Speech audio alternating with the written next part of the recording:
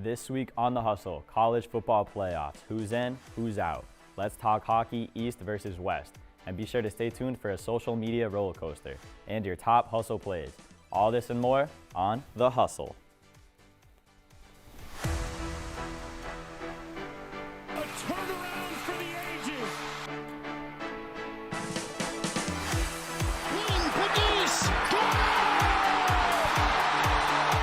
It's Verstappen, far enough back, he's going to make the lunge down the inside. Hamilton sees it. The Denver Nuggets can finally call themselves NBA champions.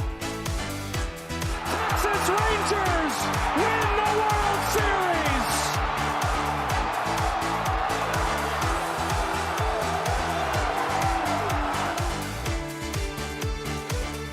Welcome back to another episode of The Hustle, your home for sports on the go. I'm your host, Ryan DeFranzo, alongside me, your analyst, Kyle McGee and Sean Gannon. How you doing, guys? I'm great, man. Looking forward to a great game of sports today. All right, let's get into it. We're going to start off with college football playoffs. Obviously, Florida State is watching from home this year. Do you think the guys got the committee right or wrong? No, they did not get this one right. I understand that the Jordan Travis injury may hurt them a little bit, but when do you punish teams for winning? You never do it. It's not often seen. And I think that the second most important thing about this that we need to remember is that these are student athletes, okay? These are not professional athletes. For a lot of them, this will be the last time that they ever put on the uniform, get to go out there and play a sport that they love. This was taken away from them when they absolutely deserve to be in there. Yeah, it's hard to argue when you go out and you win every single game that you played, but with the injury to Jordan Travis, it's hard to put them as a top 4 team in the country. I think their strength of schedule wasn't as good as a team like Alabama's, and I think that's why Alabama got in. All right, so Kyle, you mentioned top 4 teams going in. We have Michigan, Bama, Washington, and Tennessee or Texas. And who do you think has the easiest pathway to a national championship? I got to say that is Washington. They have a great quarterback in Michael Penix Jr. They're playing a team in Texas who didn't have the best strength and schedule. I just think that Washington has the easiest route.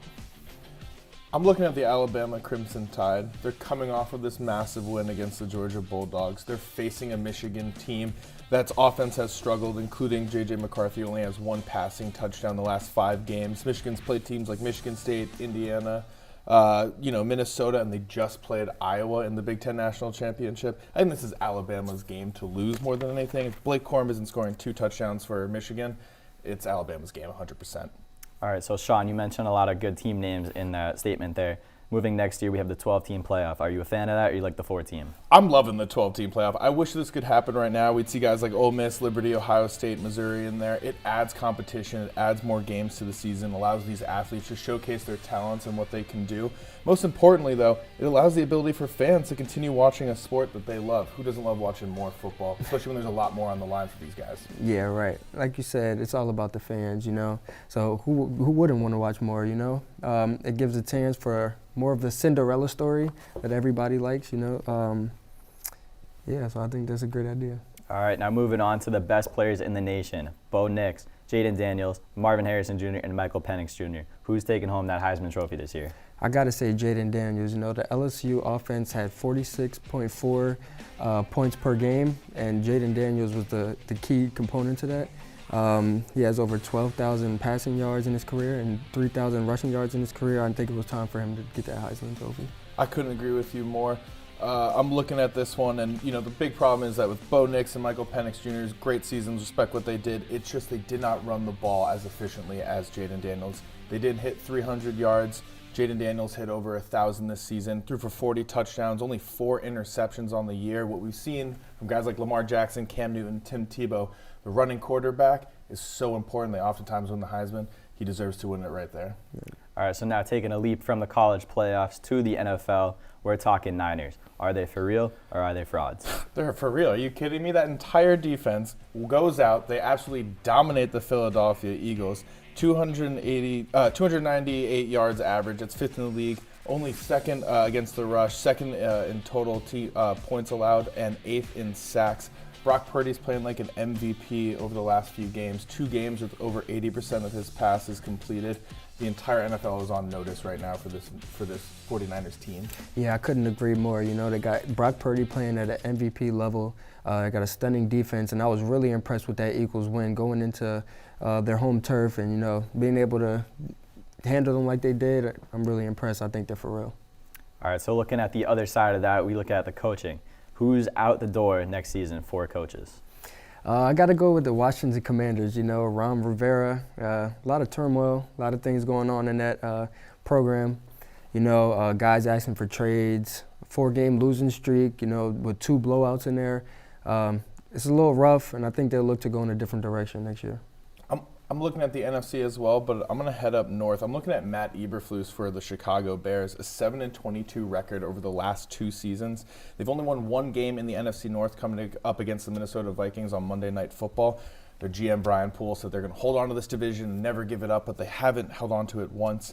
And we've seen regression from Justin Fields on this offense this season. They're going in the wrong direction for me. I think they're just going to do another clean sweep of everything, and that includes Matt Eberflus. All right, now switching from the gridiron to the courts, specifically the NBA in-season tournament. Are you guys loving the hype or not your style? Yeah, I'm really liking it, It's a lot of cameras, a lot of media attention. Guys like Tyrese Halliburton are able to show off their game, get a little bit more publicity and get some all-league performances. I'm really liking it. I'm liking the jerseys. I'm liking the court. I think it was a really good idea. Yeah, you're speaking to what it is that I love, because I don't really understand it fully, but I love the courts and I love the jerseys. It's been a lot of fun to see that. Watching the Celtics-Pacers game, watching how excited the Pacers bench got into it and how all the players were getting into it does bring, I think, another exciting element to the entire game, and fans are beginning to feel that as well, where almost every game is now starting to feel like a playoff game. Right. It's a new addition to the NBA. I love it for right now, even though it's still a little confusing to me. All right, so moving on from the in-season tournament, we look at the full season. Who do you think is taking home that Larry O'Brien trophy? Yeah, I got to go with the Lakers. They're going in with some momentum in the play-in tournament, or the in-season tournament. They're a really strong team led by LeBron. During the trade deadline, they made some trades last year and were able to make it to the Western Conference Finals with a team that didn't play much with each other. So with them having a full year, I think they'll win the championship this year. Yeah, I'm looking at the team that just beat them in the Western Conference. I'm looking at the Denver Nuggets to repeat. Look, in Jokic we trust. It might be a slow start, but once Aaron Gordon and Jamal Murray are back, this team is going to be getting going. Lakers are going to be put on notice for that, absolutely. Mm-hmm. All right, now moving from the pros, we go back to the future of the league, college hoops. Give me your way too early national title. I have to say the UConn Huskies. They just played a game against Kansas. Even though they lost, I was really impressed. Didn't shoot it the best, but it's a team that really can score. Real gritty defensively, really good offense, really good defense. I think they really have a good chance to win a national championship this year. I'm looking at the Big Ten. I'm looking at Purdue. This entire team has rallied behind Zach Edey, who's averaging 23-11 on the season. They did have a brutal loss to Northwestern by 4, but I expect them to pick it up. The Big Ten this year is weak in the college basketball position. I think it's going to be theirs to take. Then they'll have an easy ride in the tournament after that. All right, that is going to be a wrap on the first part of your show. I'm your host, Ryan DeFranzo. Kyle, Sean, thank you for joining me. And coming up, we go to hockey, college football, and social media hot takes. Stay with us on The Hustle. The Hustle, brought to you by the Sitting Duck Tavern.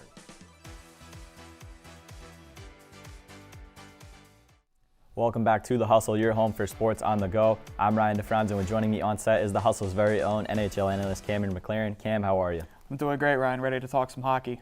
All right, let's get right into it. Starting at the top of the East, we have the New York Rangers playing so hot right now that the ice is literally melting. Do you think they can keep this play up? Well, this is the Rangers' best start, it seems, in franchise history, and they're getting offensive help from the usual suspects, Artemi Panarin and Chris Kreider, and then they're getting scoring from defense, turning into offense. Keandre Miller has really broken out for the Rangers this season. They have those offseason additions with getting Jonathan Quick to shore up Shesterkin on the back end. This is still probably one of the best teams in the NHL right now, but when you have players like Keandre Miller who are giving you offense on the blue line, and you're also getting that offense from your top 6 forwards, this is still one of the best starts to a team that could possibly become champions of the East here pretty soon. All right, moving up north, we go to the Edmonton Oilers. Is it time for them to break up their core? Now, this is a team that statistically is one of the best teams in the NHL on paper, but it's been goaltending woes for them as of late. Stuart Skinner just isn't getting the job done, and it used to be Mikko Koskinen in net, the big 6'8" goaltender from Scandinavia, but they just can't seem to get things going this season. They've had a bad start to the year. They're losing games against in-conference opponents. They're losing to games against San Jose, which is really one of those teams that you can't lose against. But to be fair, they have the Hart Trophy winner in Connor McDavid. They have the other best forward in the league in Leon Draisaitl. There's something that needs to give, and I don't know if it's a new coach or if they really need to figure something out here going forward into the All-Star break. All right, moving out west, we have the former champs, the Vegas Golden Knights. What can you tell us about their season so far? This might be Misfits round 2. The defending Stanley Cup champions, you see, they blanked, and I mean blanked, the Florida Panthers last season. And Jack Eichel has been one of the main culprits for them this season. When he's healthy, he's probably the best forward, at least center, not only in the Western Conference, but one of the best in the league. And they're also getting depth scoring from guys like Keegan Colasar. Logan Thompson and Aiden Hill are backstopping in the net, and that's not something that they had last year with Robin Lehner going out on LTIR. He gets traded. Logan Thompson and Aiden Hill coming in are two of the best goaltenders in the league as of this moment, and they have proven to be so far from last season into this season.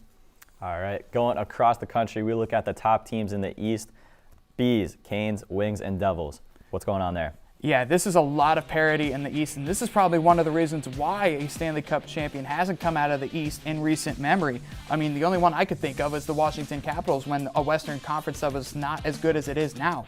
Boston looks really good, but can they continue that in the playoffs? Detroit, the sleeper pick coming out of nowhere, has had a good start to the season. They've made some offseason additions with Steve Yzerman up as the GM. And Carolina and New Jersey, those are two staple teams that have come out of the Atlantic Division that continue to make waves. You're going to have to look for them to continue surging towards the playoffs. But to me, this is one of those conferences where there's so much parity that it hurts them in the long end. We mentioned Canada earlier, but how long has it actually been since Canada won a Stanley Cup? And is this the year that it goes back north? Well, you're going to have to think back to the Montreal Canadiens back in 1993, and they've not had a good start to the season for the Canadian teams. The Vancouver Canucks seem like the only team that can really take that void, because the Maple Leafs, you can't trust them in the playoffs. Calgary doesn't look like that team they were last season, and the same thing going with Ottawa, not a team that you want to bet on in the playoffs if they even make it. Vancouver has one of those teams that really, it's a young core that with that playoff experience that they can get going forward is one of those teams that maybe they win it not this year, but maybe they go in next year or the year after, because you can't trust Winnipeg as well coming out of the Central. They can't get things done in the playoffs. Vancouver, if they get an easy path through the first round, they don't have to play a team like Vegas, they may be a dark horse pick to come out of that Western Conference and finally, break that curse that they had back in 2010 against the Bees. All right, Kim, and finally, give me your favorite to win the Stanley Cup. So for me, this is going to have to be a hometown pick for me, but the Dallas Stars seem like that team that's built to win now. They've signed people on good contracts. They locked up Jason Robertson, locked up Rope Hintz. They've gotten scoring from Jamie Benn, who's the former Art Ross Trophy winner back in 2014, the Renaissance last season, and they've got Jake Ottinger and Scott Wedgwood in net. And Jake Ottinger is one of those kids immediately out of college, has been one of the best goaltenders in the league. And I think the Stars are as a dark horse favorite to win the cup. All right, that's all we have time for to talk about on NHL. Cam, thank you for joining us. Still to come, college football, social media, and top hustle plays right after this break.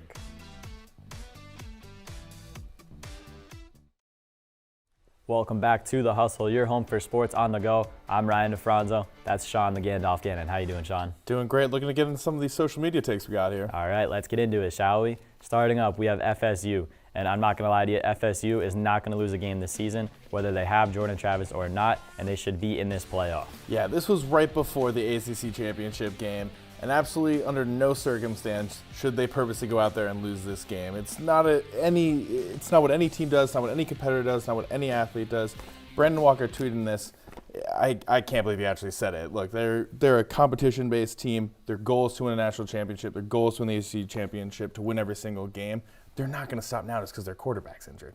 And they've won every game this season. I don't know how they're not in this playoff. If I was on that committee, FSU is definitely in that playoff. I'm right there with you, and that's a perfect segue to what J.J. Watt had tweeted right afterwards, which is a 6-team playoff, which would have given the bye week to Washington and to Michigan and would have allowed teams like Georgia and FSU in it. I'm all for that, J.J. Watt. I want to see more football. I want better matchups. Keep these guys out on the field. Yeah, absolutely. And a team like Georgia, with their fan base and everything, another opportunity to go against Alabama, and I'm sure that they all feel like they should have won that game considering, a little bit of lackluster offense in the second half from Alabama. They would have loved this opportunity to go back out there, beat them, prove that they're the team that deserves to be there, not Alabama, and then go and probably win the national championship because it is the Georgia Bulldogs after all. And I think FSU probably feels something similar to that as well. And how about Missouri, those underdogs? They're a team that should be in that playoff as well. They made a late run in the season, and they could compete with those teams at the top of the league, and they should be in that playoff as well. Yeah, you're absolutely right. All right, speaking of playoffs, got some Heisman candidates. We got some transfer portal. Now, right now, transfer portal looks to be like the biggest MVP. Bo Nix, Michael Penix Jr., Jaden Daniels, all guys that were in the portal, all Heisman candidates right now. I mean, I'm loving it. Transfer portal is the MVP of this season. Talking about those guys that are in the Heisman, you got Bo Nix, who has a similar season to Justin Herbert, who's in the NFL now, and as well as Jaden Daniels, 3,800 yards, 40 touchdowns, plus 1,000 rushing and 10 touchdowns, similar to Joe Burrow, who had 4,700 yards and 48 touchdowns, 3 rushing in his Heisman season.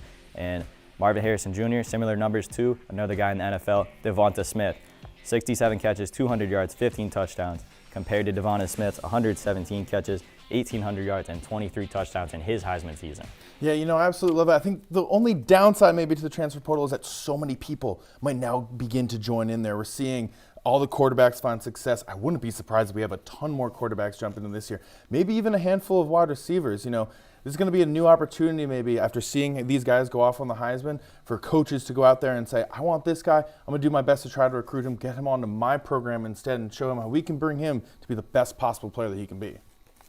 All right, moving on, we got Adam Thielen, Carolina Panthers, former Minnesota Viking. He's on the Panthers now. He went there because he wanted to play with Andy Dalton and potentially win a Super Bowl. I have Thielen on my fantasy team. Started off great, not doing so hot now. Yeah, the Panthers were never hot this season. Despite Adam Thielen maybe having a decent season at part, it's just looking like Bryce Young is not it so far for this rookie season. I'm not saying that his entire career, therefore, isn't going to be it, but when you're looking at what C.J. Stroud is doing at just the number 2 overall pick, you have to imagine the Panthers, who fired their quarterbacks coach Josh McGowan, who fired their running back coach in Deuce Staley, who fired their head coach in Frank Reich, who's had multiple offensive coordinators come in to call plays here. You have to imagine that they're saying, man, I wish we just got C.J. Stroud. We'd be in a much better position. Only 9-9 touchdowns to interception ratio for Bryce Young. It's not what they wanted to see during their rookie season, and it's not what Adam Thielen expected whatsoever with this Super Bowl team. And how about that conference? Falcons, Bucks, Saints, Panthers, just god-awful. All right, moving on. Our next one, Pat McAfee talking about Hard Knocks and the Jets. And I'm not going to lie to you, Jets aren't going anywhere this season, regardless if they're on Hard Knocks or not without Rodgers. Look, you're right. And I think in the moment, I was just as excited as Pat McAfee. Look, you're bringing in a Super Bowl champion, a 4-time MVP, 4-time All-Pro, 10-time Pro Bowler. We've seen all these magical throws that he's had throughout his entire career, how he's found ways to win in this game. It makes complete sense why anyone at this time would have said the exact same thing. And I was on that fan base as well. I really thought that the Jets had a chance here. They got a playoff caliber defense, and I know Jets fans really want to be out there. And we haven't seen that the Wilson connection. He's been hurt. We've seen players like Breece Hall, though, and Sauce Gardner. They're having phenomenal seasons so far.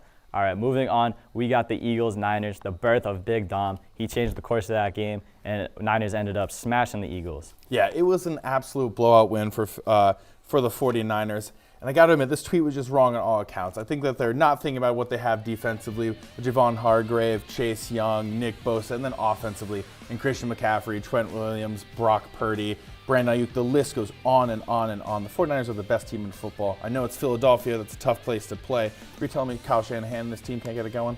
I know we saw Eagles-Niners last year in the NFC Championship. We could see them again this season. Love to see that. All right, that's enough social media for me, but don't go anywhere.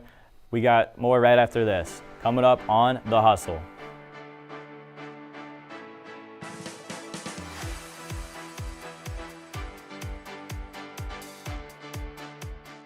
The Hustle is brought to you by Goodfellas Pizzeria, established in 1999. Welcome back to The Hustle, your home for sports on the go. I'm Ryan DeFranzo, joined by Kyle McGee. How you doing, Kyle? I'm great, man. How you doing? Phenomenal. All right, guys, let's get into some top hustle plays. First one up, LeBron James in the finals. The block heard around the world. Gets the block on Andre Iguodala right there and welcomes us to this block party. Kyle, what are your thoughts on this play? Yeah, this was one of the plays that you just remember exactly where you were when it happened, you know. I remember being in my living room, probably in high school, maybe middle school, I don't remember. But LeBron comes down with the hustle play, Cavaliers end up winning their first championship. Cavs would beat the Warriors there and go on to win that one. Moving on to our next play, we got Ray Allen on the Heat against the Spurs. We know how this one goes. James 3 won't go. Rebound Bosh, kick out to Allen, his three-pointer, bang. 5 seconds left on the clock, tie game, goes to overtime. Kyle, what do you see from Ray Allen right there? Yeah, man, this was a huge shot, you know. This is something that he worked on over and over again, you know. LeBron James missed the three, but Chris Bosh, hustling as always, gets the rebound, is able to kick it out to Ray Allen. He finds the three-point line, is able to knock it down.